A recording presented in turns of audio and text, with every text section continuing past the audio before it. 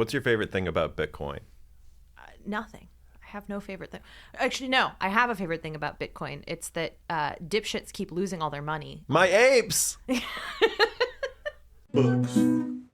Books. Books. Books. Books. Books. Hello and welcome to Didn't Read It, the podcast that is struggling for dignity against all odds.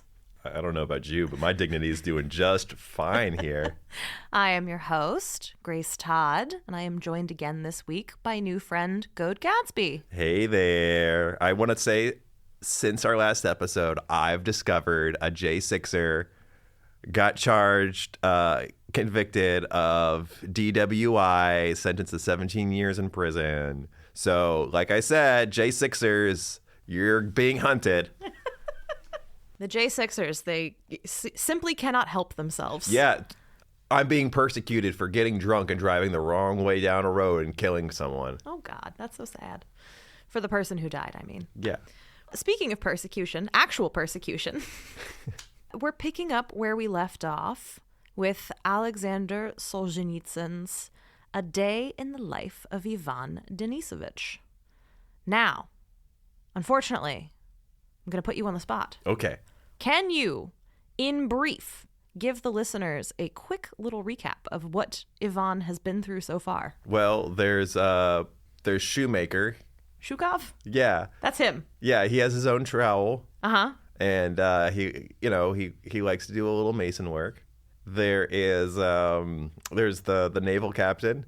Buinovsky. Yeah, that's not a name. He's just trying to get by. He doesn't know how things work. Uh-huh. There's Randall Durs. Yeah. He likes to snitch. He sucks. Yeah. He got threatened. Yeah. Uh-huh. There was the Moldovan spy who fell asleep. Yep. Which is I don't know, maybe he wasn't a spy. Maybe he was just incompetent, and that's why they let's see, what else? Our boy got sick, but not sick enough to get him out of work. Yeah. He put a little piece of bread in there, so maybe he gets to come back home for some bread. Yeah, he had a little bread in his mattress. Mm-hmm. They all got shipped out for work. We met Fyetukov, the sniveler, the leftovers licker. Yeah. And Cesar, the intellectual. You know, you keep saying licking leftovers, and it's just making me hungry. And we've finally, we've made it through our day of work, and we are marching back to camp. Anything else you really wanna highlight before we dive back in? Oh yeah, you complimented me on knowing the differences between gulags, and that sometimes there's just it's a normal gulag, and sometimes it's a super prison.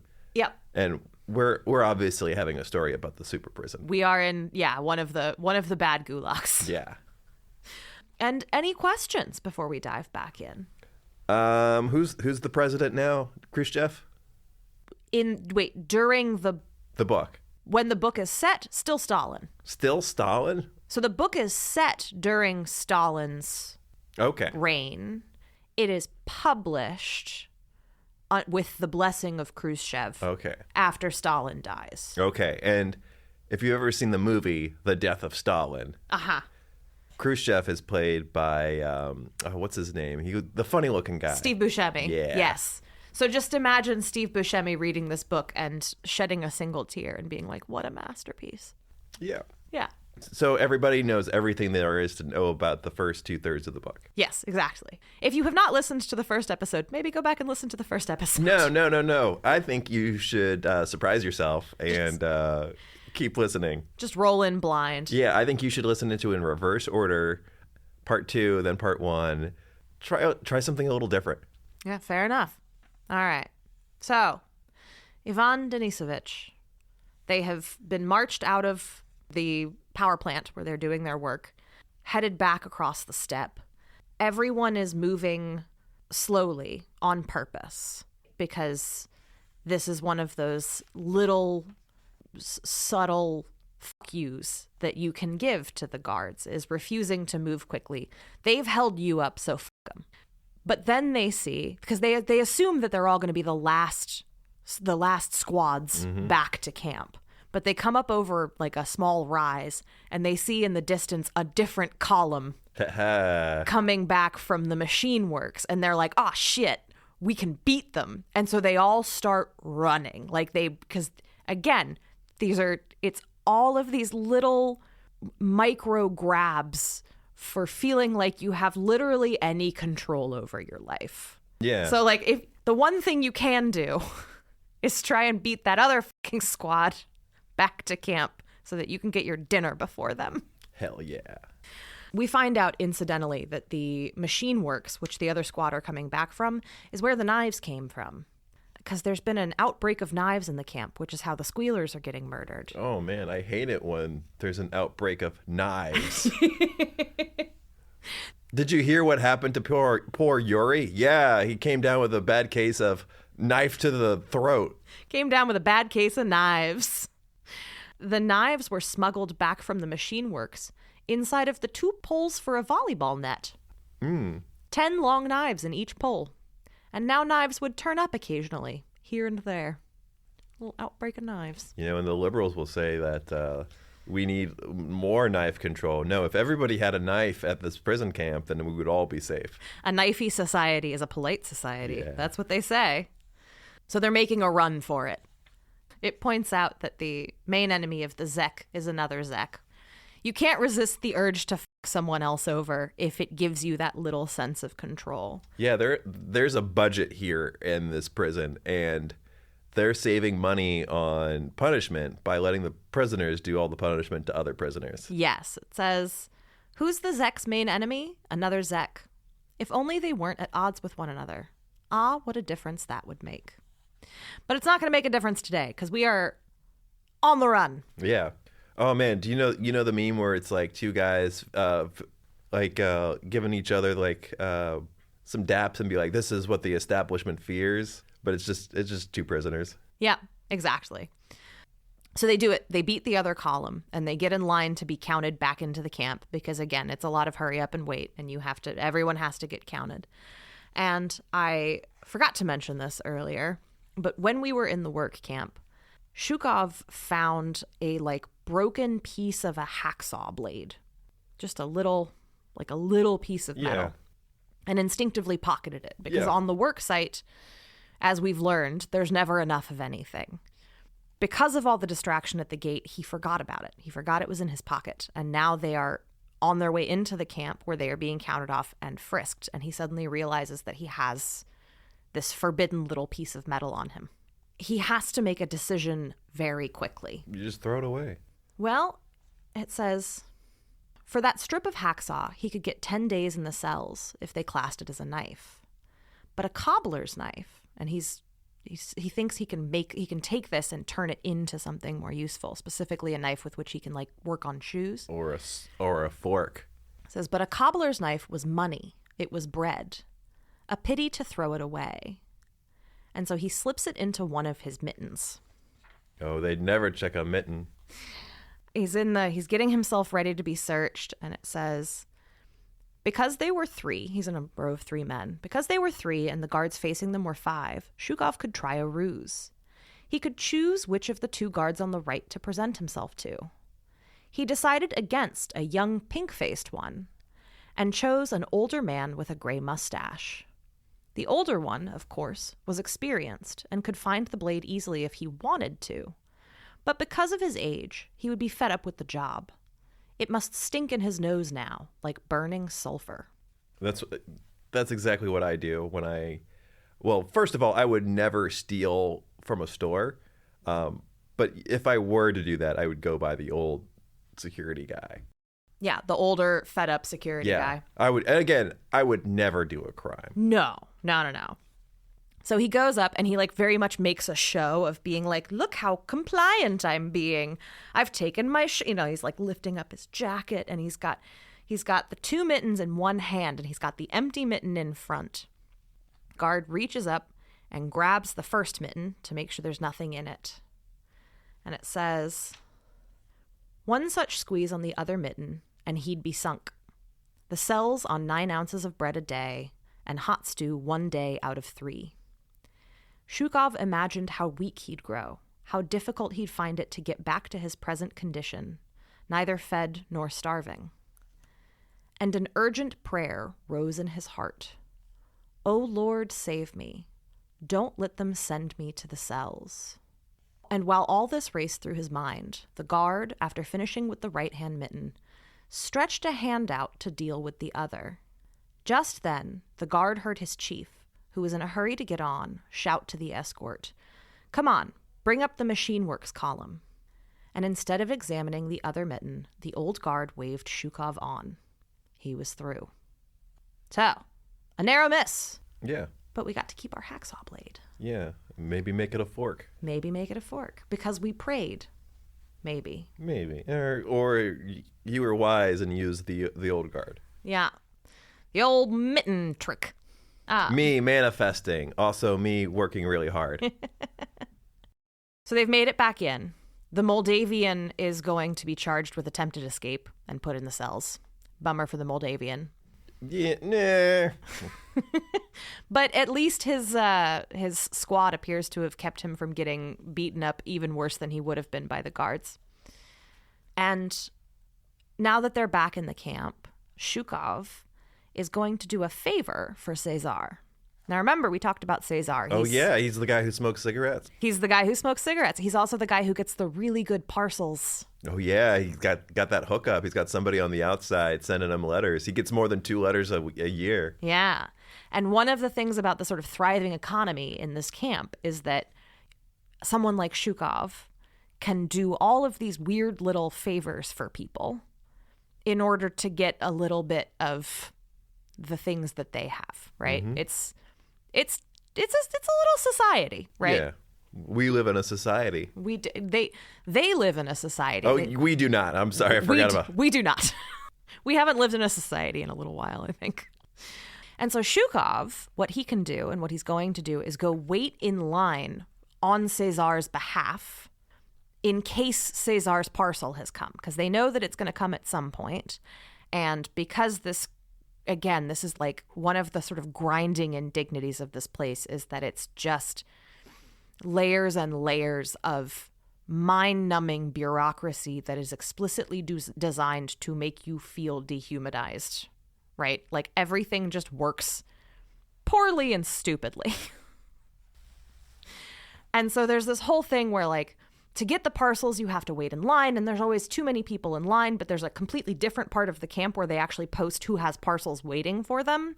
And so the whole thing is Shukov runs to get in line so that Cesar can go to the other part of camp to find out if he actually has a parcel to wait for, and then he can go where Shukov has been holding his place in line. I would have done it the other way around. Have Cesar wait in line, and then have somebody come in and be like, "No, got to get out of line. It's not in yet." Yeah, but Cesar is fancy, so you're right. He gets to stroll. Well, but there's another important kind of weird thing about the parcels. So they come in like wooden boxes, right? Yeah. And when they arrive at the camp, the guards break the boxes open with axes. Okay.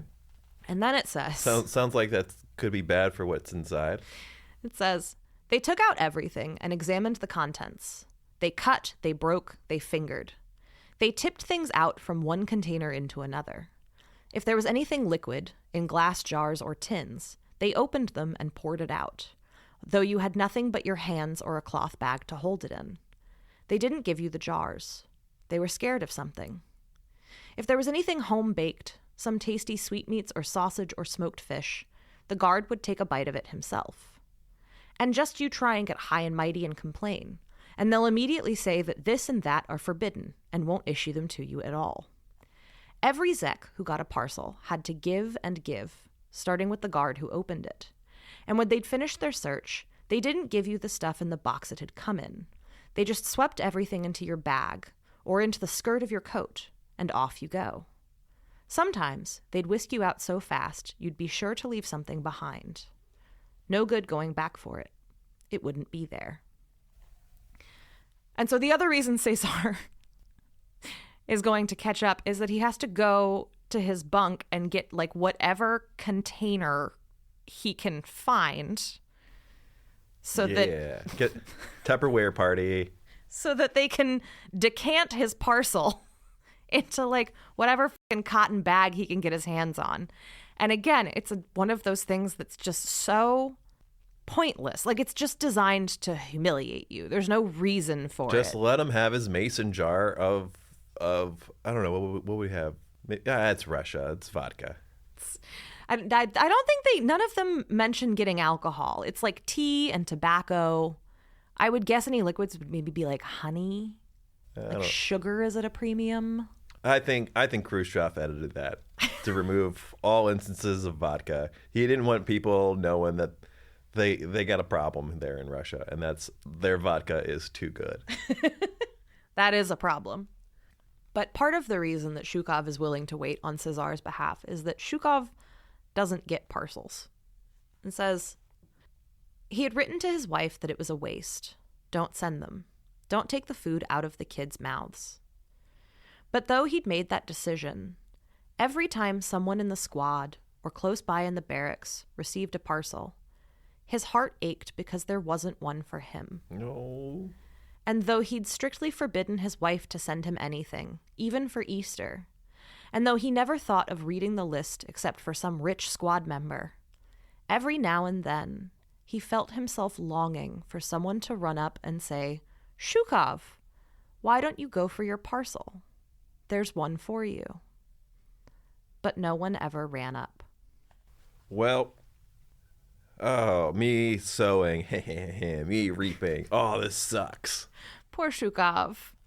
And part of the reason I wanted to read that passage is because A, of all, it shows you sort of where Zhukov is, right? Like, and helps you understand why the things that come into the camp are at such a premium. Someone like Cesar clearly has someone on the outside who has means, who has enough money that they can be sending him these things. It's not cheap. Nothing is cheap. Zhukov is not the absolute bottom. And we do find out that there are other people who simply don't get parcels because there's absolutely no way anybody in their lives could afford to send them one. Zhukov has made the sort of honorable decision. His wife would scrimp and save to send him parcels, but it's not worth it. It's taking money out of the mouths of his children. But he can't help yearning for it. And I just find that very... Like Denzel Washington in The Hurricane. I have not seen that movie. Oh, he goes to jail for a crime he didn't do, like in the Bob Dylan song. Ah. And there's a scene where his wife is like visiting him, and he's like, "You have to stop visiting me. You have to bury me. I'm already dead." That's, put a pin in that, because there's an interesting parallel there with Solzhenitsyn himself. I'm glad we get to have a little parallel between The Hurricane and Aleksandr Solzhenitsyn. Yes. That's not a name.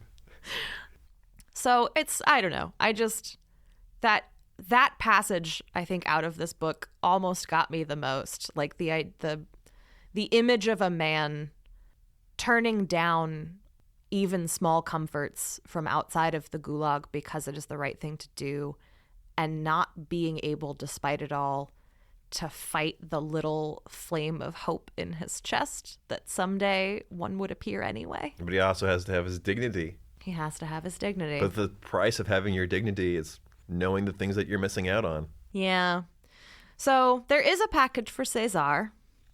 And Cesar comes to get his place in line, and he runs into a fellow intellectual who has somehow gotten a copy of a intellectual newspaper. And Cesar and this other man says when they see each other, they bloom like a couple of poppies. And Zhukov thinks to himself, "Those Muscovites can smell one another at a distance, like dogs. They sniff and sniff when they meet in the way of their own. They talk so fast, too, each trying to outtalk the other. When they're jabbering away like that, you hear practically no Russian. They might be talking Latvian or Romanian." So Zhukov's throwing a little intra-Russian shade on these puffed up intellectual Muscovites. But The puffed up intellectual Muscovites are good for something because Caesar just got a bunch of good shit. I've never heard that word before, Muscovite. Someone from Moscow. Oh, okay. I was thinking more like somebody who's like really into Elon Musk. I mean, we could start calling them that. Okay. People who live in Moscow might get a little upset, but that'd be pretty funny. I'm starting to think that they might kind of like him. Yeah, that's fair. We'll see. Let's put a pin on that. Well, your average Muscovite, probably, Yeah. Maybe your average oligarch. That's fair. I don't know how many oligarchs there are in Moscow. I think of all the oligarchs, they would be in Moscow. Do they? Well, is Moscow still like the, maybe the oligarchs have a different city they live in now. Where in Russia? I do not know. I don't know anything about I know very little. I learned some doing the research for this book. My understanding of people who've been to Russia were like, yeah, Moscow's great, but when you leave the city, it's not. So it's still basically just Moscow. Yeah, fair. Yeah, no, I've never been there. In terms of like where the rich people would be hanging out, I mean. Yeah, okay. Shukov's gambit of sorts pays off immediately because Caesar says that Shukov can have his dinner. So that's nice. And he runs off to the mess hall. Very exciting. Yeah, I'm riveted. It's dinner. Yeah. It's finally dinner. And the mess hall is being blockaded by another one of those sort of despised prisoners who got a little bit of power. Ooh, who is it? And have run amok with it. And they call him the Limper. The Limper? Yes. That's not a name. That's a verb. Says, because of his lameness, he'd managed to get classed as disabled. But he was a hefty son of a bitch. He'd got himself a birch club, and standing on the porch would hit anyone who came up the steps without his say-so. No, not anyone. He was smart, and could tell, even in the dark, when it was better to let a man alone. Anyone who might give as good as he got. He only hit the down and outs. Once he hit Shukov. So we've got another petty tyrant. And I do not think it's an accident that this book is littered with petty tyrants, right? Like Solzhenitsyn has something to say on this count about the sort of inherent qualities of most men who are given a little bit of power in a desperate situation and the way that it will affect them, right? There are more petty tyrants than there are men like Tyrion, the squad leader. Yeah. It seems like it's a country that only produces these types of people. Well, I mean, I think it's the situation as much as anything. I mean, and we will talk more about Solzhenitsyn and what he thinks of sort of the state of mankind writ large. But the generous reading, and I think the more supported reading, is that this, at a minimum, is what happens to men in duress like this.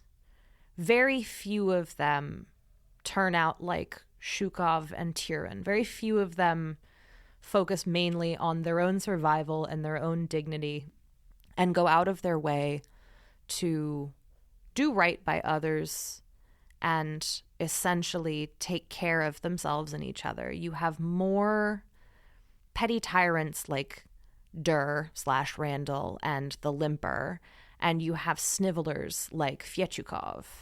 You see what I'm saying? Yeah. But I'm just saying these conditions produce these types of men. Yes, Yeah. I think that is mostly what, well, I think that is what Solzhenitsyn is saying in the moment when he writes this book. And I actually think that his attitude towards this and towards mankind writ large evolves over the course of his life. And he is one of those people who becomes more conservative as he ages for various reasons. And we will talk about that later. That's what they always said to me. You'll be more conservative when you get older. And then I say, no, you grew up when Ronald Reagan was the president and you decided you liked that shit. Yeah, you were probably pretty conservative to begin with. And to be clear, Solzhenitsyn is not what we would in the West consider anything like a liberal, like by any means. I mean, yeah, didn't you say he was a part of the revolution? No, not the revolution. He was a party man. He was when he went into the Yeah.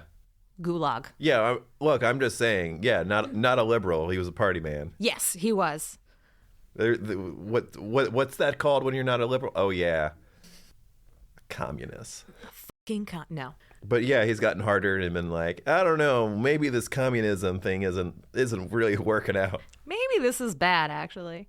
So there's a drawn out scene because this man is, again, exercising what little power he has in like the dumbest way possible. And there's this sort of like tide of men, and they're all just trying to get into their dinner, and he's like physically like bowling them over, but the men behind them are pushing forward too hard for them to go back much. And it is another one of these points in the novel where you can see how finely balanced the power is between the people in charge and the much larger group of people that they're oppressing, and how hard they work to keep that from tipping, right? Yeah. But finally, after some back and forth and after some people getting hit with things, Shukov and the 104th managed to make it into the mess hall. All right. Take that, limper. What do you get out of hitting me with that stick? Yeah. It's, everyone hates Limper. Hey, limper, no limping. And, of course, Shukov is thrilled because he's getting 2 dinners. Ooh, that's right. Yeah. He set things up. And again, we run through, like, there's a stupid bureaucracy to getting your food. There was a stupid bureaucracy to getting lunch, too. It's this whole thing. You have to, like, fight for your bowls, and then you get the bowls, and then they count them out, and it's a whole thing. And now you have to fight for your trays, and you can't get the food without a tray, and there's not enough trays to actually go around, and so you're having to, like, hover over people and, like, snipe trays out of their hands. And this is the one time we see Shukov really be kind of a dick. And not even really a dick, but basically he yanks a tray out from sort of under somebody's nose, and it was supposed to be somebody else's, and Shukov just pushes him over. Like, F you, I have a tray. And so they get the food, and it says, they sit down, the whole squad gets their food, and it says, now they had nothing more to say to one another. The sacred moments had come. Shukov complained about nothing, neither about the length of his stretch, nor about the length of the day, nor about their swiping another Sunday. This was all he thought about now. We'll stick it out. We'll survive, God willing, till it's over. I told you there'd be a happy ending at the end. He gets two soups. He gets 2 soups, and it's very exciting. See, you doubted me when I said there'd be a happy ending. And there is like a long, lingering description of this soup. There's 1 potato in it. Thrilling. Not much fish, but it says... Like a slice of potato or like a whole potato? A medium-sized spud. Oh, okay. Frostbitten, hard, and sweetish. Sweet-ish. Oh, okay. Not Swedish. Yeah. That's the fish. It says, there wasn't much fish, just a few stray bits of bare backbone. But you must chew every bone, every fin, to suck the juice out of them, for the juice is healthy. It takes time, of course, but he was in no hurry to go anywhere. Today was a red-letter day for him. 2 helpings for dinner, 2 helpings for supper. Everything else could wait. We're having a great time. Yeah, everybody's winning. Everything is fine. But he reminds himself that he needs to, like, try and make this last, because he's gotten more bread too, right? And we gotta save the bread for later, because the belly is a demon. It doesn't remember how well you treated it yesterday. It'll cry out for more tomorrow. Yeah, that's how I feel every time I have to go and get groceries. I've been like, oh, again? You make me pay for this all over? Oh, yeah. What can you do about it? What can you do? And then we have a very interesting encounter of sorts that I still am not entirely sure what to make of it. Because he's sitting there He's still working on his portions. And an old man sits down across from him. U81, because they all have their prisoner numbers. Yeah. And Shukov doesn't seem to know his name. And this old man was in the group that got sent to do the barbed wire in the snow. Yeah. And it says, he'd been told this old man had spent years without number in camps and prisons, and that he hadn't benefited from a single amnesty. Whenever one 10-year stretch had run out, they shoved another onto him right away. The old man held himself straight. The other Zeks sat all hunched up, and looked as if he'd put something extra on the bench to sit on. There was nothing left to crop on his head. His hair had dropped out long since. His eyes didn't dart after everything going on in the mess hall. He kept them fixed in an unseeing gaze at some spot over Shukov's head. His worn wooden spoon dipped rhythmically into the thin stew. But instead of lowering his head to the bowl like everybody else, he raised the spoon high to his lips. He'd lost all his teeth. All life had drained out of his face, but it had been left not sickly or feeble, but hard and dark like carved stone. And by his hands, big and cracked and blackened, you could see that he'd had little opportunity of doing soft jobs. But he wasn't going to give in. Oh no. He wasn't going to put his 9 ounces on the dirty, bespattered table. He'd put it on a well-washed bit of rag. Yeah. He's keeping his dignity, even though he's just a decaying blob of flesh. And he's going to die there. Yeah. And we get this portrait, and we never see him again. He doesn't.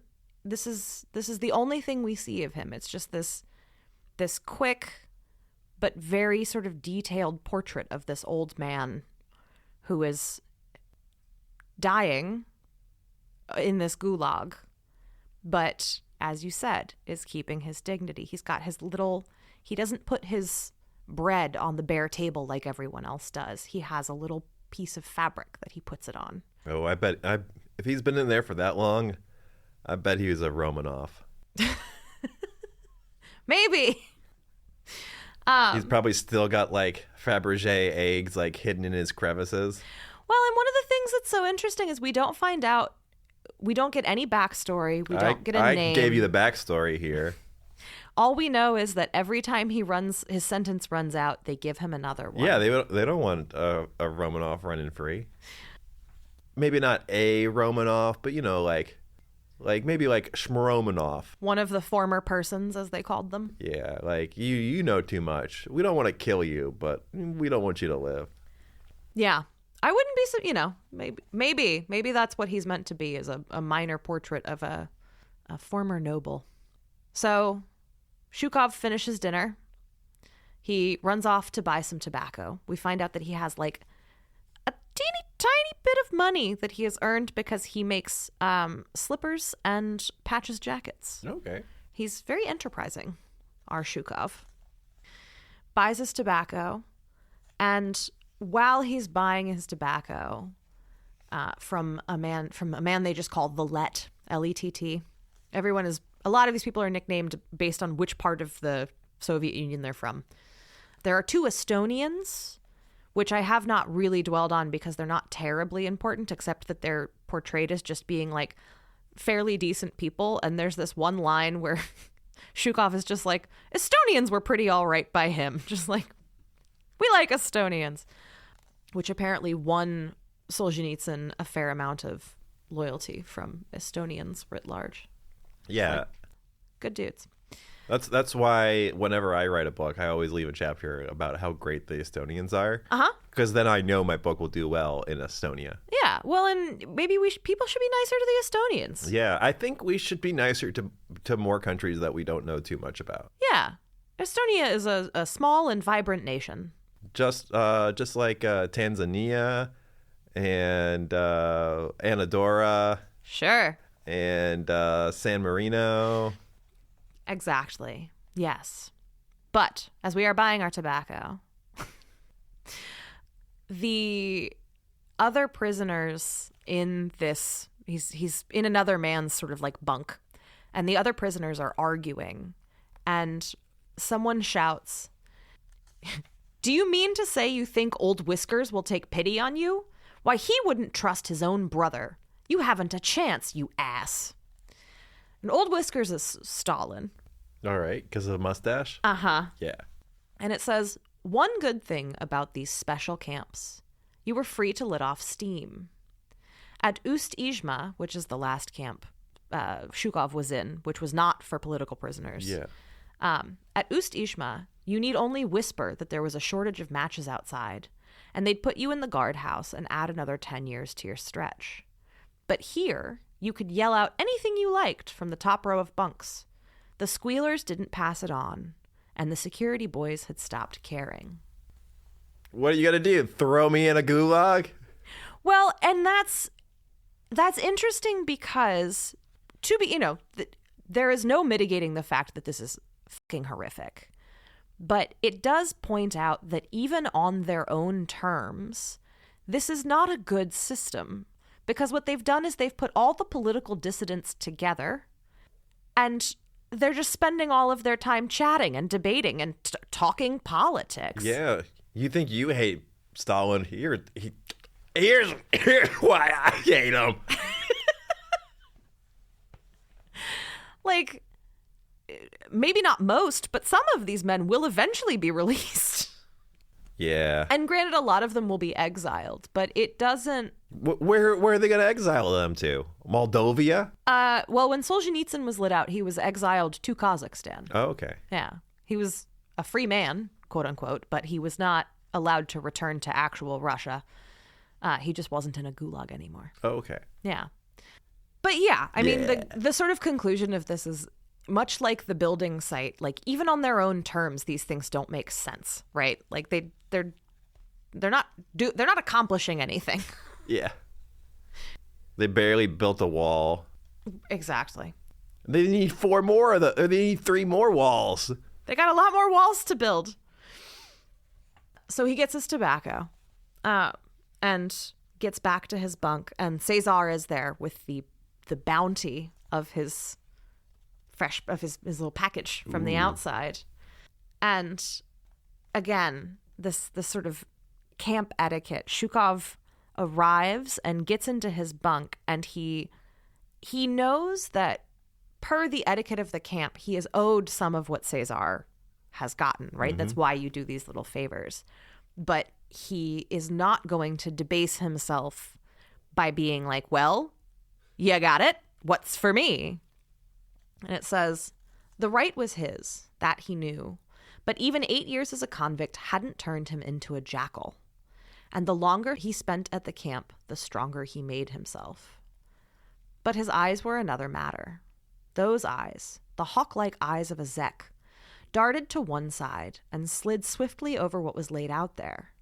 And although the food hadn't been unpacked and some of the bags were still unopened, that quick look and the evidence of his nose told him that Cesar had got sausage, condensed milk, a plump smoked fish, salt pork, crackers, biscuits, 4 pounds of lump sugar, and what looked like butter, as well as cigarettes and pipe tobacco.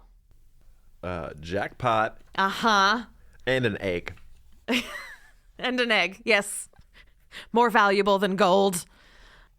And we get a little bit more of the economics of these packages. And Shukov is sort of thinking about and therefore telling us that it's the packages themselves are kind of easy come, easy go, because the number of favors that you sort of have to like ask for and the things that you are promising to people in between packages, by the time you get a package, you might have spent it all, essentially. Yeah. Like you owe people all of these little things. And so Cesar is enjoying his bounty, and he's sharing it with poor Buinovsky, who, if you remember from episode 1, got in trouble leaving the camp this morning. No. They were searching everyone at the gates leaving the camp in the morning, and Buinovsky, because, again, he is the naval Oh, captain. yeah. He was like, that's against the rules. And they're like, ha, ha, ha, rules don't exist. Yes, exactly. And Buinovsky is sharing in Cesar's bounty when the guards come in and collect him and take him away to put him in the cells. And it says, the captain sighed, nothing more.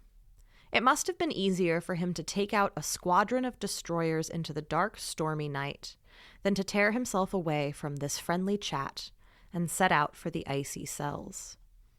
And they all sort of watch him go, and because he was hoping that he wouldn't get put in the cells, he hasn't prepared himself. And Shukov is watching this. They're all watching this happen. And they're like, if he had been thinking, he would have been able to like hide things in his clothes. And so Cesar palms him a couple of cigarettes on the way out for him to like hide so that he can at least smoke when he's in the cells. Or barter. Well, it's solitary confinement. Yeah, you can barter with no one. Barter with yourself. How's he gonna smoke those? Do you have some matches? Unclear, actually. All right, we'll get to that. It's wild to remember that there was a time when tobacco was, it seems, considered more of a human right than food half the time. It's like, they might have to provide their own tobacco, but as you're saying, it seems like they can figure out how to light it. Anyway, at the same time, Fyechukov returns to the barracks, crying with a bloody nose because he was licking someone's leftovers. Oh, always licking those leftovers. Those sweet, delicious leftovers. So he'd been beaten up again, over the bowls. When you thought about it, you couldn't help feeling sorry for him. He wouldn't live to see the end of his stretch. His attitude was all wrong. So Fyechukov is doomed, and Buinovsky is maybe doomed. As he leaves, we are told that the squad is kind of like, best of luck, like, keep your chin up. And it says, but what could you really say to him? They knew the cells, the 104th did. They'd built them. Brick walls, cement floor, no windows.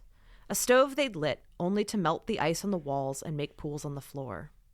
You slept on bare boards, and if you'd any teeth left to eat with after all the chattering they'd be doing, they gave you 9 ounces of bread, day after day, and hot stew only on the 3rd, 6th, and 9th.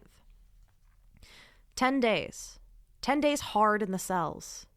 If you sat them out to the end, your health would be ruined for the rest of your life. TB and nothing but hospital for you till you kicked the bucket. And for those who got 15 days and sat them out, they went straight into a hole in the cold earth. And so this is Solzhenitsyn reminding us that Shukov has learned how to survive in this place, but the stakes are very, very high. One misstep and you are fucked. You are not going to make it out alive. And they don't really care if you make it out alive. They nominally sort of care about keeping you alive so that you can keep working, but you're replaceable. Yeah, there's always more political prisoners. And we're coming up on the very end of this story. Do you have any Oh, my hot takes on this? any before we draw to the very, very end of Ivan Denisovich's day? I like how you had to look at the cover of that book. I don't know why I keep having to double check the names. Yeah, it's because they're not easy to remember names. It's true. Yeah, as I said, it's going to be a happy ending. You know, this has been the 3rd act of the story, where you got 2 bowls of soup, worked your way past the limper, got that special package. Mm-hmm. We've gotten kind of a catalog of all of the missteps that you can make in Gulag life and how they will fuck you over. Yeah, TB. Yeah. Or 15 days in the hole means you'll just end up in a colder hole in the middle of the earth. Yep. Whatever, it means dead. I get it. And we're about to learn the final potential misstep of Gulag life that we are shown, which is So poor Buinovsky is taken off, and it's time for the evening count, right? They get counted one last fucking time, because their entire lives are just stumbling from one count to another. Yeah, always counting. Shout out Tally. But Cesar is not thinking clearly, and it says that he's a little bit drunk on his bounty, and all of a sudden it's time for the count, and he's got all of his stuff just like spread out on his bed. All right. And this is a problem. It says, for all his high opinion of himself, Cesar didn't know a thing about life. After collecting his parcel, he shouldn't have gloated over it. He should have taken it to the storeroom right away before evening count. Eating is something that can wait. But now what was Cesar going to do with all that stuff? He couldn't carry his sack with them to the count. But to leave it in the barracks, no matter how briefly, meant that the first to run back from the count would steal it. So he's panicked. Like, what? Oh, shit. Oopsie doodles. And Shukov, and again, like... Here's what I would do, all right? Put all the bad stuff on the top, and then, like, hide the good stuff under the mattress. Mm-hmm. So that way... they just steal all the stuff you don't want. They'd be doing you a favor. There we go. I realized that the scale of all of these interactions are very small, right? Like these are all like very little interactions, and the stakes are simultaneously like very high and very low. But Shukov, once again, goes out of his way to be kind, even though he doesn't really have to. And granted, he will get something for it, probably. But Shukov takes pity on him and tells him basically, like, stand here and, like, let everyone else go out first. Be the last person to leave. I'm going to run ahead, and I will make sure that I'm one of the first people counted, and then I will run back in here and protect your stuff for you. Which is exactly what he does. And...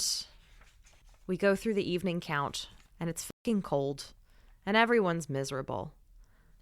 And everyone is...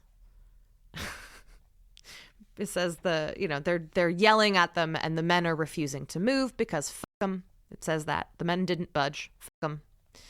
And as soon as each man is counted, they bolt for their barracks where it's warm. And it says because it says they're all square today with the authorities.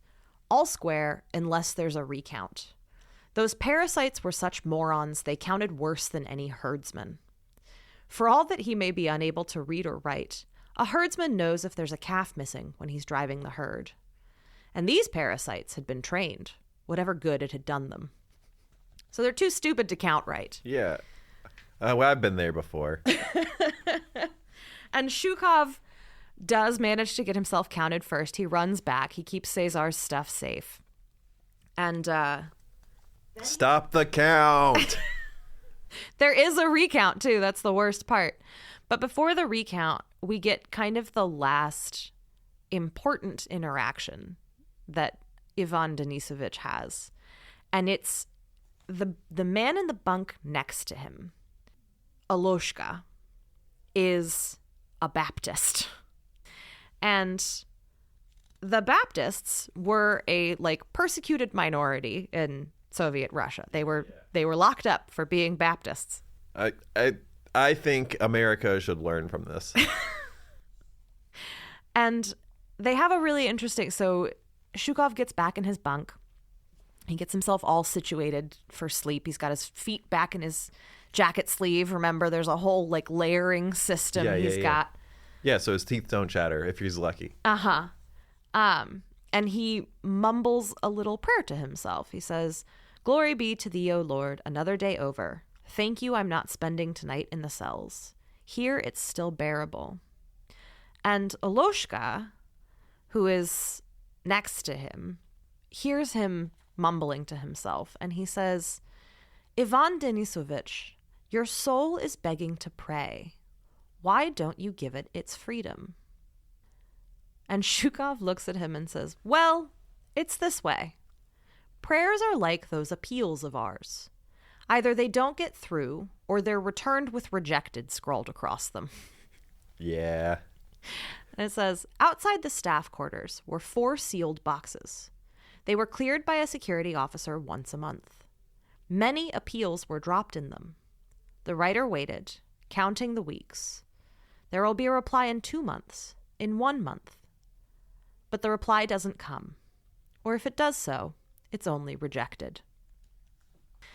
And his Baptist friend is trying to explain to him, your prayers stay unanswered because you don't have enough faith.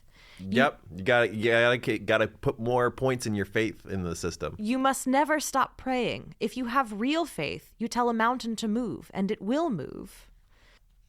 And Shukov says, don't talk nonsense. I've never seen a mountain move. Well, to tell the truth, I've never seen a mountain at all. But you prayed in the Caucasus with all that Baptist society of yours. Did you make a single mountain move? You know what? I think we got an atheist here. He's not an atheist because he does pray, but he finds the Baptists very confusing. Yeah, me too. We find out that the Baptists who, according to Shukov, hadn't hurt anyone, have all been given 25 years in the gulags. I think that's pretty soft. And Aloshka keeps sort of lecturing him on what he is supposed to pray for. By the way, what did the Catholics get? Was it more severe? I don't know. It's gotta be. I have no clue. I don't know if the Catholics would be considered more acceptable because they're technically closer to the Russian Orthodox Church or not. I mean, they're definitely closer to the Russian Orthodox Church than Protestants are, right? Yeah. I guess so. Yeah. Well, look, these are my unanswered questions. And Aloshka says, Ivan Denisovich, you shouldn't pray to get parcels or for extra stew. Not for that. Things that a man puts high price on are vile in the eyes of our Lord. We must pray about things of the Spirit, that the Lord Jesus should remove the scum of anger from our hearts. And Shukov cuts him off and says, now you listen to me. Yeah, you listen here. He says, in our parish, there isn't a man richer than the priest. Take roofing, for instance. We charge 35 rubles a day to ordinary people for mending a roof, but the priest 100, and he forks up without a whimper. He pays alimony to 3 women in 3 different towns, and he's living with a 4th. What a guy. And he keeps that bishop of his on a hook, I can tell you. Oh, yes, he gives his fat hand to the bishop, all right. And he's thrown out every other priest they've sent there. Wouldn't share a thing with them. And the poor Baptist pushes back and is like, why are you talking to me about priests? The Orthodox Church has departed from Scripture. It's because their faith is unstable that they're not in prison. And the problem with the Baptists is that they would not play ball with politics the way that the Russian Orthodox Church was willing to when it kept them out of prison. Yeah, doesn't it suck when that happens? Unlike here in America where the Baptists are willing to play ball. Yes, they are. And what's interesting is like Aloshka is portrayed through the novel as being one of the happiest men in the gulag. He has made his peace with his situation, and his faith is very important to him. And he has a hand-copied notebook that's got like the first half of the New Testament in it. That's not even the Good Testament. And he like reads it carefully at night. And his sort of last word on the matter to Shukov is, why do you want freedom? In freedom, your last grain of faith will be choked with weeds. You should rejoice that you're in prison. Here you have time to think about your soul. As the Apostle Paul wrote, why all these tears? Why are you trying to weaken my resolution? For my part, I am ready not merely to be bound, but even to die for the name of the Lord Jesus. Yeah, sounds like he's got a bad religion. He's happy with it. Hey man, can I get you a whip so you can self-flagellate? But I think Solzhenitsyn is intending for us to be a little bit in awe of this man who is so happy in the gulag, who is so reconciled to his own fate.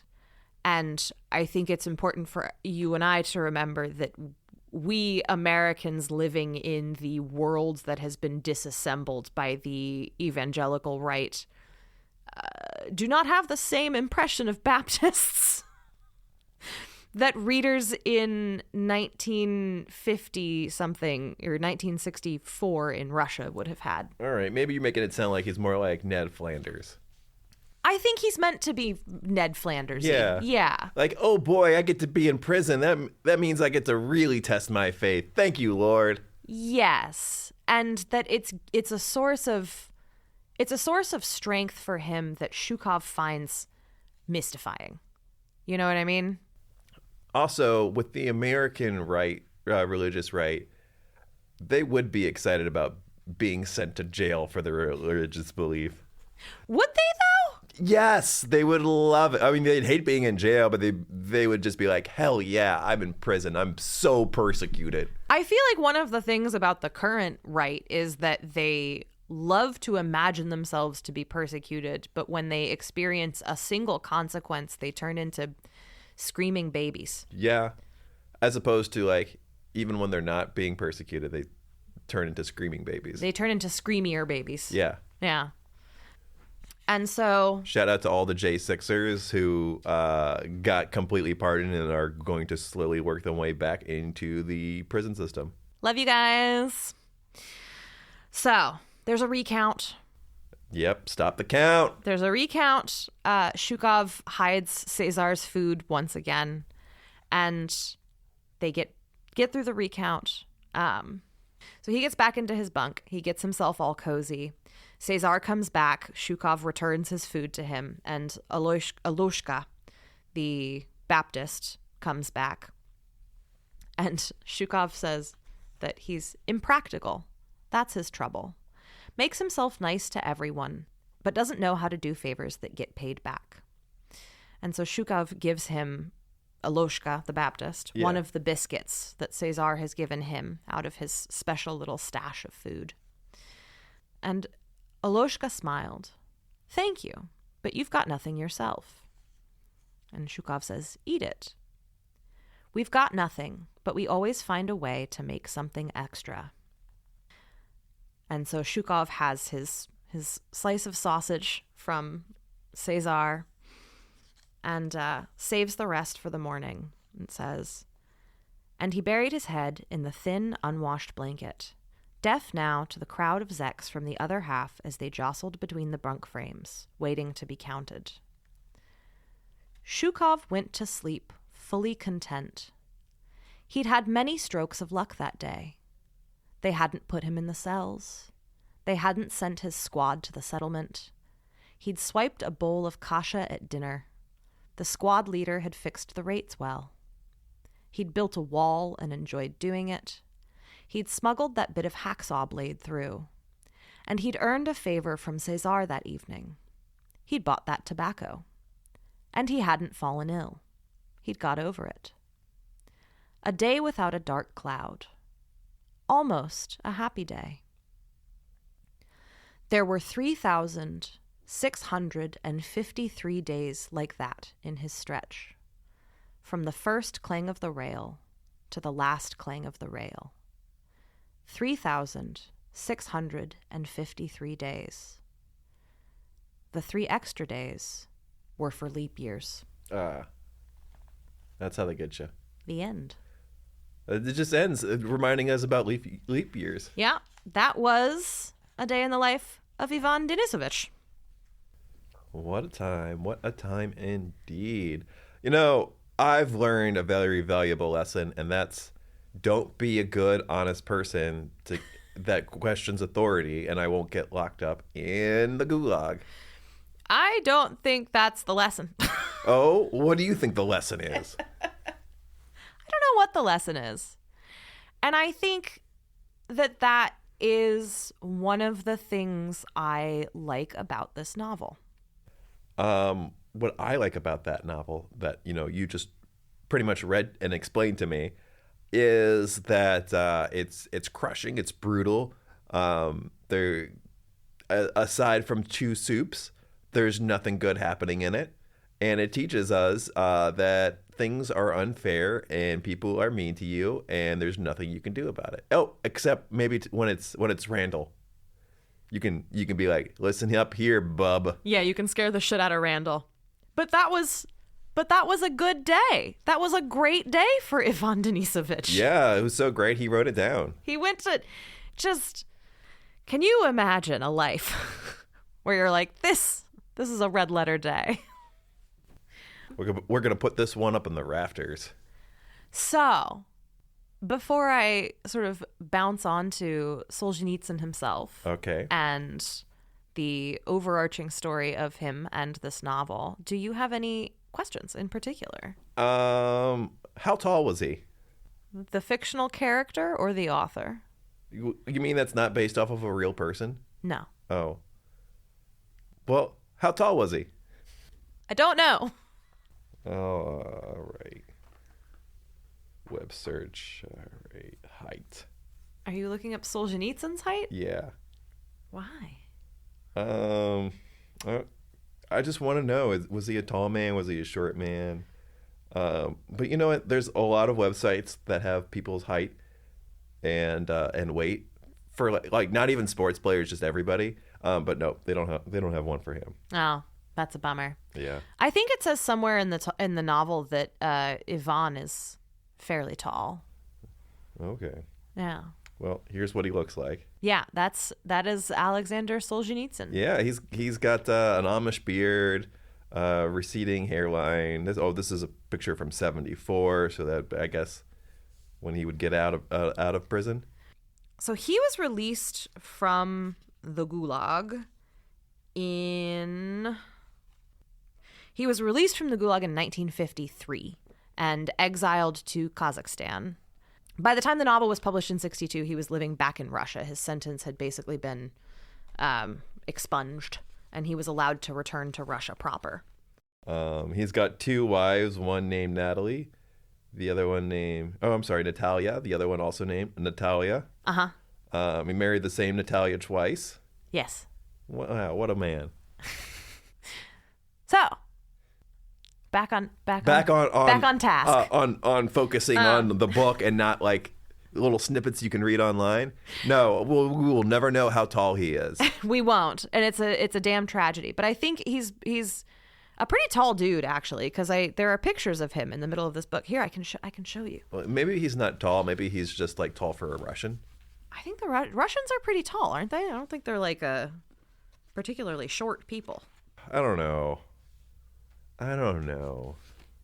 Here he is giving the Harvard commencement speech in the 1970s. Looking good. Uh-huh. What's he doing down at Harvard? Well, doing anti-communist talks? So here's what happened to Solzhenitsyn. So he does his 8 years in the Gulag after making some honestly pretty stupid comments about Stalin. Yeah. And then he joins the John Birch Society. Not quite. So he is lit out. He writes the manuscript for A Day in the Life of Ivan Denisovich. It is not the first novel that he starts after he gets out of the Gulag, but it is the first novel he finishes. It is the first novel that he gets published, and it is the novel that rockets him to fame. As I said at the beginning of part 1, the novel is only published to begin with because Khrushchev thinks that he can use it as a sort of anti-Stalinist propaganda, but not anti-communist propaganda. All right. But right? I don't think that's how everyone outside of the USSR is going to look at it. Correct. That is exactly what happened. And part of the reason it was like a bomb going off, both in and out of Russia, is that it was essentially the first time that the Gulag system had been acknowledged at all in print. The Gulags were not officially written about. They were certainly not portrayed. There were all of these people who had their own stories of either being in the gulags themselves or having loved ones shipped off to them, but you weren't meant to talk about it, let alone write a novel that has this much detail about what life is actually like inside of these prisons. This made him almost immediately a kind of darling of the West, which the USSR did not love. Which is why he's given commencement speeches at Harvard. So what followed, and it's a fascinating story, and I regret to say that there are not a lot, there aren't really any good biographies of him. There's one written by a man named Michael Scammell, who... I don't trust a man named Scammell. Yeah, they did not get along. By the time Scammell finished working on the biography, he and Solzhenitsyn apparently hated each other. Yeah. So that's not terribly trustworthy. And then the only other biography I could find that uses a lot of Scammell's scholarship is this massive tome called Aleksandr Solzhenitsyn, A Century in His Life by D.M. Thomas. And I can say without reservation that it is the worst author biography I have ever read. Nice. So we will never know his height. We will never know his height. But just very quickly, because I read many hundreds of pages of this book, and it's my podcast, so I can complain if I want to. D.M. Thomas is not a biographer. He's not even a nonfiction writer. He's a novelist who made his career writing novels about that, like historical fiction novels that were set in Russia. He was an Englishman. And he clearly wanted to be writing a novel. And so this book is chock-a-block full of complete supposition that's half presented as fact, like whole conversations and things. Like he really wanted to be writing a novel, but also he wrote a novel at some point before he wrote this book about Freud. And I guess he never put that down. And so this book is also full of random, absolutely overstepping Freudian projection. He diagnoses Solzhenitsyn with having an anal temperament. A la Freud. All right. I do love it when non-doctors try to diagnose people. Yeah, it's great. You know, I've learned to say this person has these types of tendencies, but I'm not a doctor. I'm just trying to get a feel on the person. At least once a chapter, he'll be like, Freud says. Oh yeah. Why don't you just let Freud write the book? And also D.M. Thomas. D.M. Thomas also sounds like a grinder name. He appears to not have really thought in his heart of hearts that women are people. Again, grinder name. And as a result of that, it is hard to tell how much Solzhenitsyn thought women were people. So there's that. Yeah. And he's writing a book where the only women that exist are people who write letters many, many miles away. I mean, that's understandable when you are writing about a prison. Solzhenitsyn, very complicated when it comes to women. He was a real asshole to his first wife. And second wife. It seems to have been much less of an asshole to his second wife, but also she was 28 and he was 50 when they got together. I mean his first and second wife were the same person. Sorry, yes. Yeah. His wife divorced him while he was in the gulag. And everybody deserves a second chance. And then they remarried when he got out of the gulag. And then he abandoned her and divorced her against her will when he was 50 because he met a 28-year-old. What can I say? This man loves Natalias. So we are not here to hero worship Solzhenitsyn. He's just a man who went in a military or in a gulag and bad things happened to him, and he wrote about it very nicely. So he comes out, he writes this novel, and it does not take long, especially once his second and third novels are in progress, for the sort of Soviet machine to decide that maybe they are not a big fan of him after all. And this is in part because, like I said, he immediately became like a media darling in the West. They all loved Ivan Denisovich, and then ultimately his second and third novels were published in the United States and the UK. They were not published in Russia. They weren't allowed to be published in Russia. For all of his faults, he was a pretty courageous guy who was not good at shutting the fuck up. What now? He was not good at shutting the fuck up. I can see that. I can see that entirely.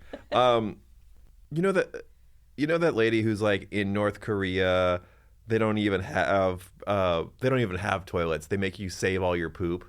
Yes, I know the one you're talking about. He seems like a more genuine version of that. You know, he isn't actually, and that's one of the things I find so interesting about him. So he continues refusing to shut the fuck up. The KGB almost, like, maybe, certainly, definitely tries to assassinate him with ricin. Okay. It doesn't work. Yeah, you gotta come up with something bigger. Which is wild. Which, by the way, her name is Yaomi Park. I'd like to see Kim Jong-un trying to assassinate Yaomi Park. Keep that comparison in your mind, because this is one of the things that I think is fascinating about Solzhenitsyn in a general sense.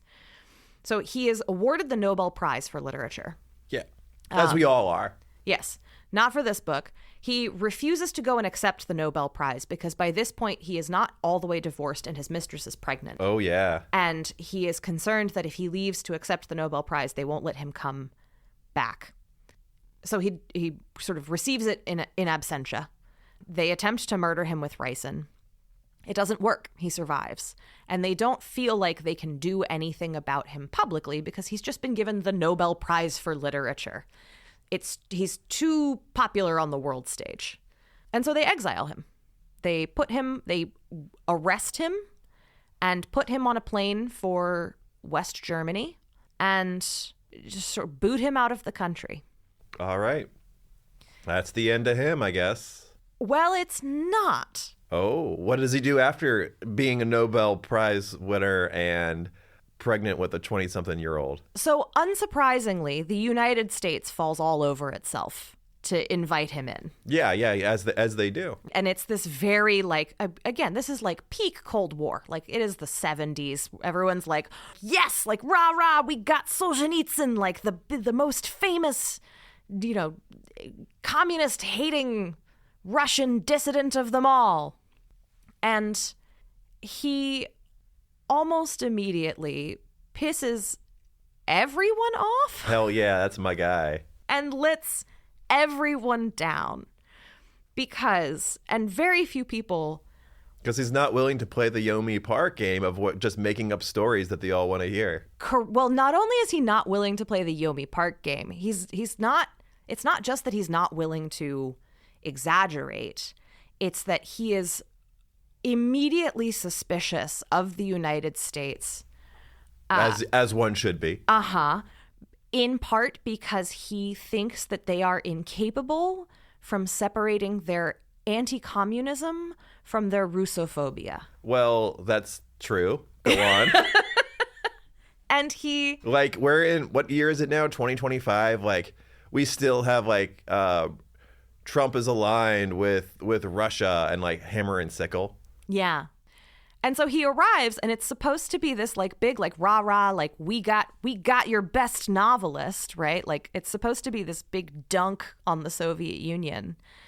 And instead of doing what everyone clearly wanted him to do, which was get to the United States and be like, it's so amazing here. I love it, and I'm never going to leave.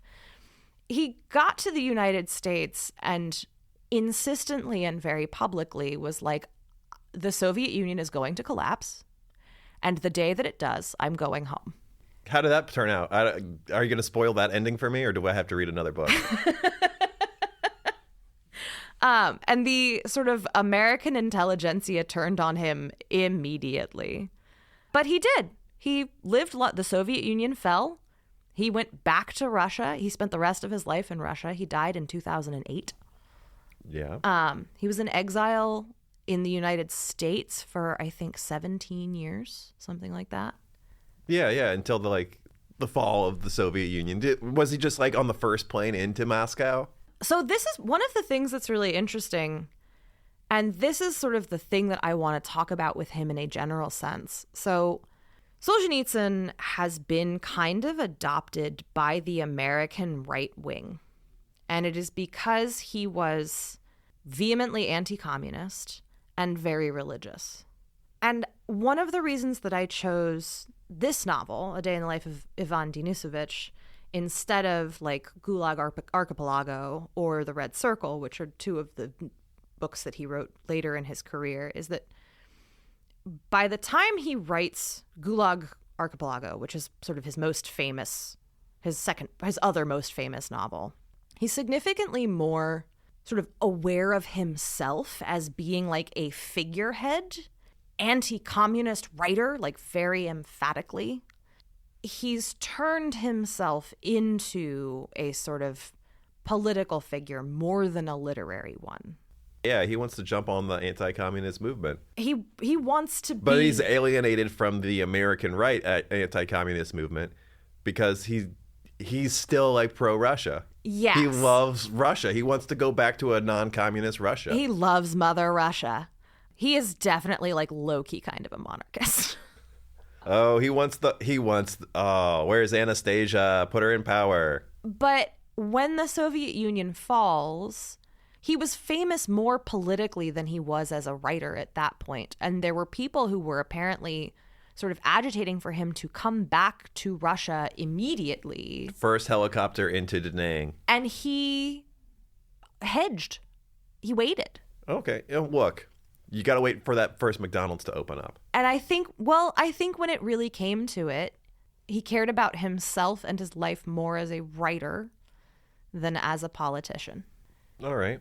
But do you know about the Moscow Would McDonald's? Would you like to tell us about the Moscow McDonald's? You seem like you'd really like to tell us about the Moscow McDonald's. It's such a great feat in like Americans wanting to jump in there right away, of how there just wasn't enough resources to open up this McDonald's, but they made it work. They had to like airlift burgers in.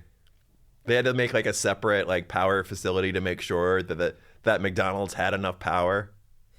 Yeah, that sounds right. Yeah, it was fantastic.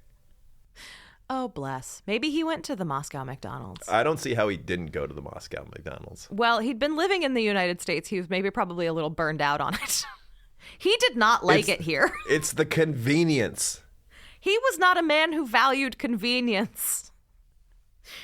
That was kind of the he gave a whole speech at Harvard that was in no small part. It was the Harvard commencement speech, and it was basically about how the West was making everyone soft and like lacking in moral fiber. Soy boys. I mean, a little bit. And it also, and so stuff like that is why the contemporary American right have kind of adopted him. But if you actually read stuff like his speech at Harvard, he is correctly identifying a lot of problems that we have that are not the kind of problems that conservatives want us identifying. Like, one of the things he talks about is the illusion of the free press in the United States. Go on. And essentially how we don't have state censorship of our press. Theoretically, the press could write about anything it wants, and yet our journalists seem to do nothing but write about things that maintain the status quo at all costs. Yeah. I believe that's... Shoot, what's that guy's name? Man, now I don't feel smart because I don't remember that man's name. Noam Chomsky. There we go. Yeah. Noam Chomsky and... Geez, you're putting me on the spot. I should have done research.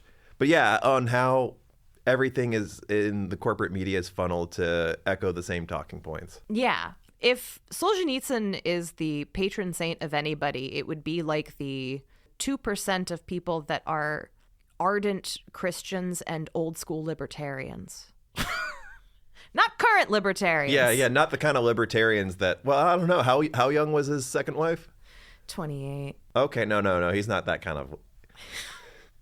She wasn't... That's too old for most libertarians. Yeah, she was like a whole ass adult, even if it's a little gross when a 50-year-old man ditches his first wife to impregnate a 28-year-old. Like, that's not great, but she wasn't a teenager.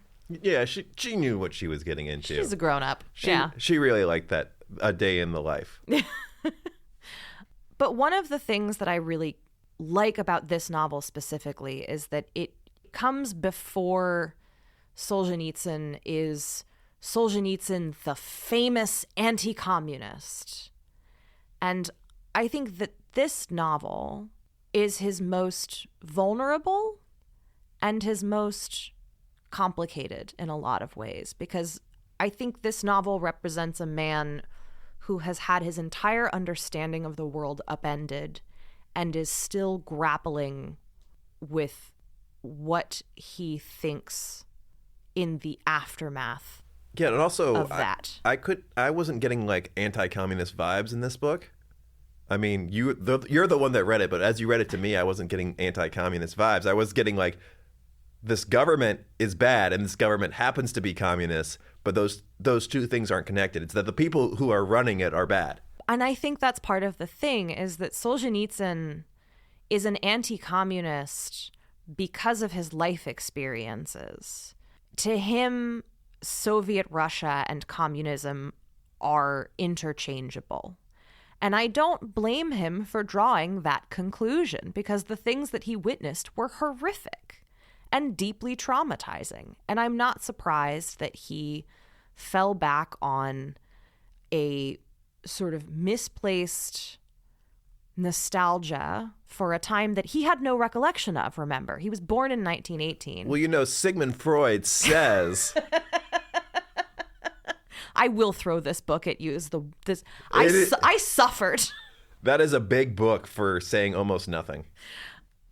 But like, Solzhenitsyn he was an all or nothing thinker, right? Communism was the best or communism was the worst. And I think this novel occurred at a rare point where he wasn't in an all or nothing place.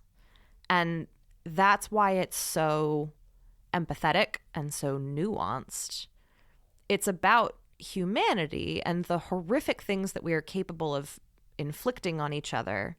And it's about the flaws of the system he was in, yes, but he's not yet doing the thing where he is writing these kind of big screeds about the communist threat and the way that it is warping people's brains. The woke mind virus. The woke mind virus, a little bit.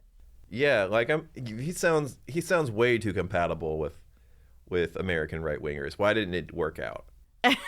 Well, like I said, they've adopted him now. The contemporary American right are big fans of Solzhenitsyn. But it took a while for it to work out. And Putin is a big fan of Solzhenitsyn. Yeah, because Putin also hates communism and loves Russia.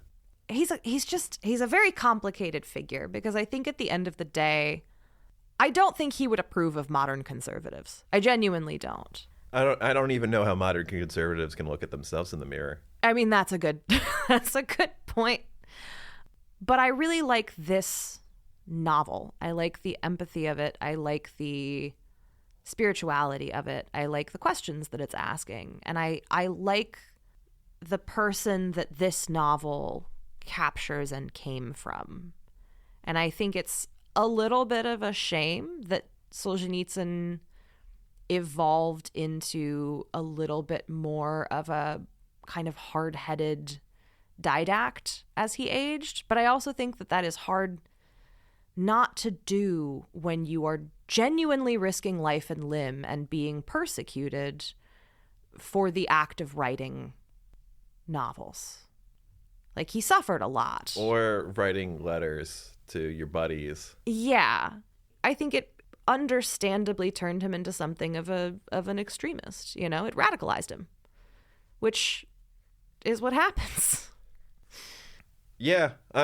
Wouldn't it be great if he also I take that back. Yeah, he did the same thing with American media on how it manufactures consent. I remembered it. Yeah, well, and that's the funniest thing, is he has been adopted by the contemporary American right wing because of the anti-communism, but they sure are silent about the whole lifelong crusade against censorship part. Yeah. They don't really love that part. Yeah. They're not interested. And like I know a lot of people that have like gotten way too deep in the right-wing spheres, to say it lightly, and then they come out and like they don't want to be political because they know how bad that is, like how it ruined their life. And like when you talk to them about like certain issues, they still tend to have like a right-wing perspective because they just didn't like wash everything out of their brain. Like a lot of the tendencies are still there. And so like he grew up as a communist. Yes. And so, like, a lot of the tendencies are still there. Like, not the party dynamics, but, like, the reasons why he would want to be a communist are still there. Like, he believes in the good of everyone. And, like, that's very apparent in there of, like, I'm going to give you this biscuit. Why are you giving me a biscuit? What do you get out of it? Is like, we look out for everyone here. Yeah. Like, that's the mentality that he has that made him a communist, that maybe not everyone else will see it that way. Yeah. And it's one of the things that is heartbreaking about censorship and radicalization is like, I would have loved to see the novelist that Solzhenitsyn could have become if he hadn't been turned almost against his will into a political figurehead first and a writer second. You know what I mean? Yeah. I would like to know what would become of Dr. Jordan B. Peterson if he wasn't a political figure and then a writer. Ugh. What fascinating things about dragons would he tell us? God. But yeah, and I don't know. My sort of like my closing thought on Ivan Denisovich and censorship. I mean, and like we don't have time for me to really spin out the whole honestly very frightening tale of his life after this novel and as his next novels were published, but like friends of his were arrested and tortured. A friend of his died who had been helping him work on the manuscripts of his novels. Like it was bad. It was very, very frightening. He was arrested multiple times. The KGB, they were bugging his house. They were on a harassment campaign against him. He made it out by the skin of his teeth, and that's very courageous. Whoever he has been adopted by, whatever viewpoints he had later in life, he genuinely suffered in the name of openness and truth. And he truly believed in those things as well. And that is admirable regardless. And the one thing that kind of bummed me out, like reading all of this, reading this novel, reading his biography, reading about the impact of his work, is like when he returned to Russia later in life, he thought he was going to be going back to a populace of people who had read his books, who like knew him as a writer. And they didn't. And one of the things that I saw multiple people writing about is that he came back to a westernized Russia. And one of the things that happened as a byproduct of that westernization is that the very long held Russian habit of reading serious literature, no matter where you were in society. They were a deeply literate society and always had been. Like Russians love to read complicated books. It's part of their national character. And one of the things that some of these books said was that that westernization kind of took that away.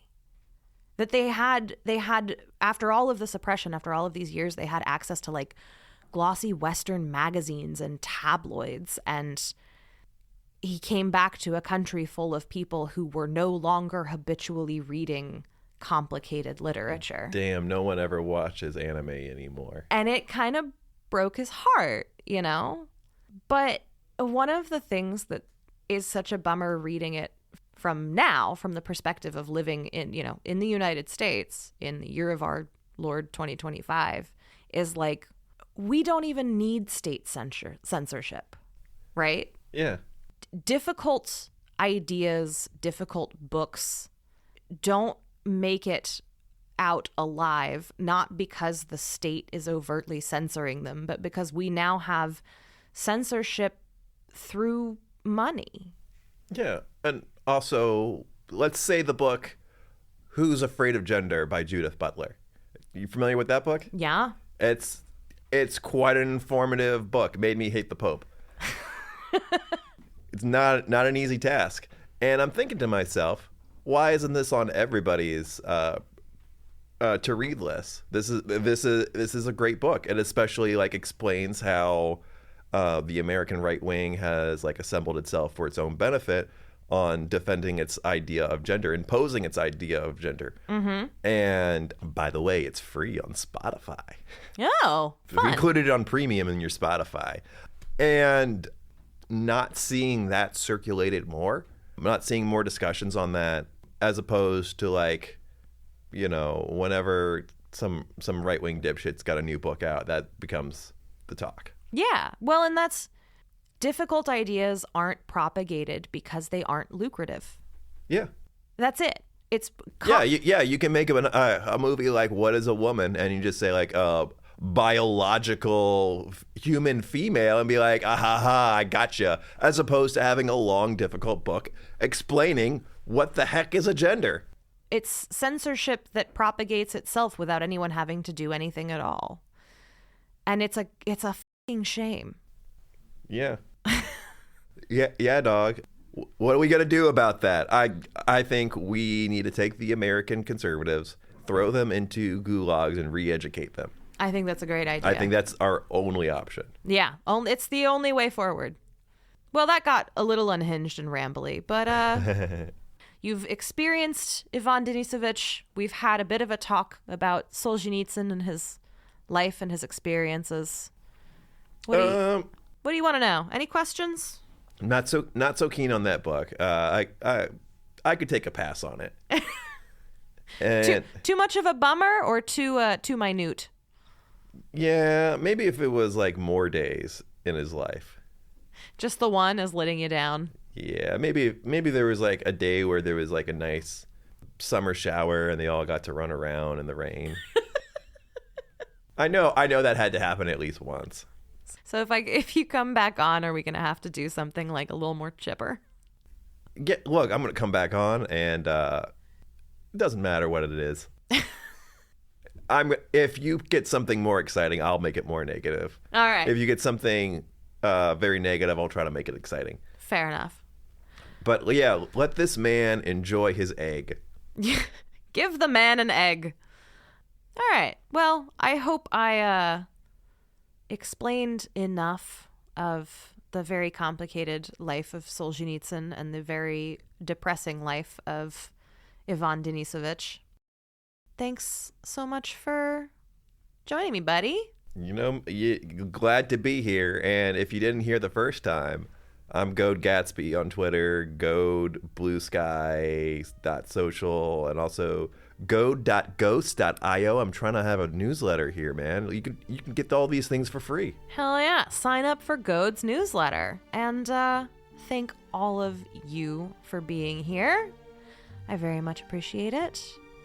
And as always, if you can, this week, this month, this pay period, consider supporting a living author, especially one who writes difficult books, because they could really, really use the love. Bye. And also, you can impress people with a book on your bookshelf that says, "Who's afraid of gender?" Didn't Read It was created, written, researched, and recorded by me, Grace Todd. Maddie Wood is our co-producer and social media maven. Editing by Tally, a true podcasting professional, and Grace Todd. Our theme song is Books 2.0, written, performed, and recorded by William Albritton. Our logo was designed and illustrated by the incredibly talented Jess Versus. Special thanks to Black Iris Social Club in Richmond, Virginia. Reach out to us with questions, concerns, or academic scrutiny at didntreaditpod@gmail.com.